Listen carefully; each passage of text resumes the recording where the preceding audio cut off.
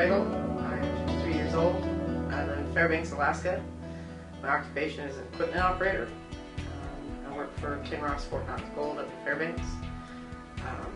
The equipment I run is huge.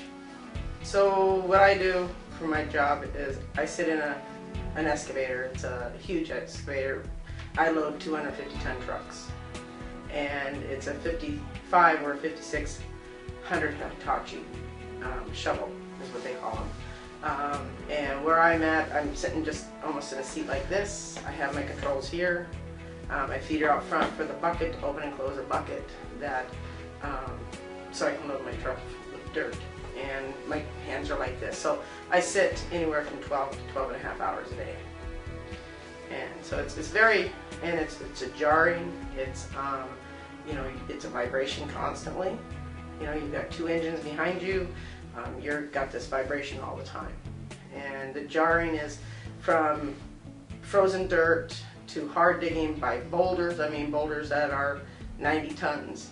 And there's sometimes you can load them and sometimes you can't.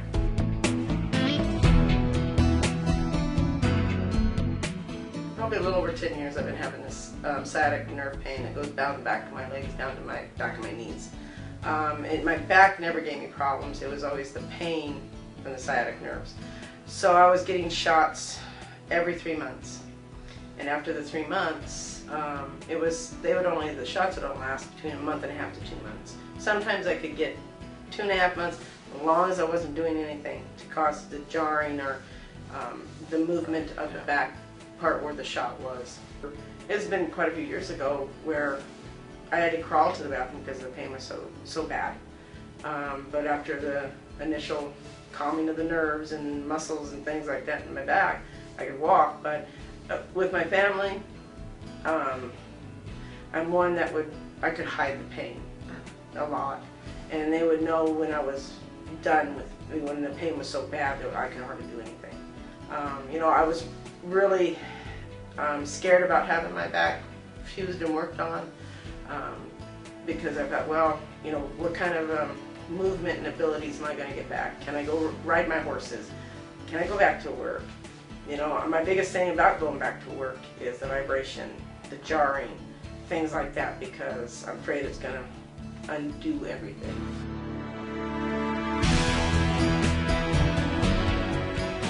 Yeah, I'm really pleased. Yeah. Just, it's, you know, like I said, that 2 weeks of the first part was kind of tough.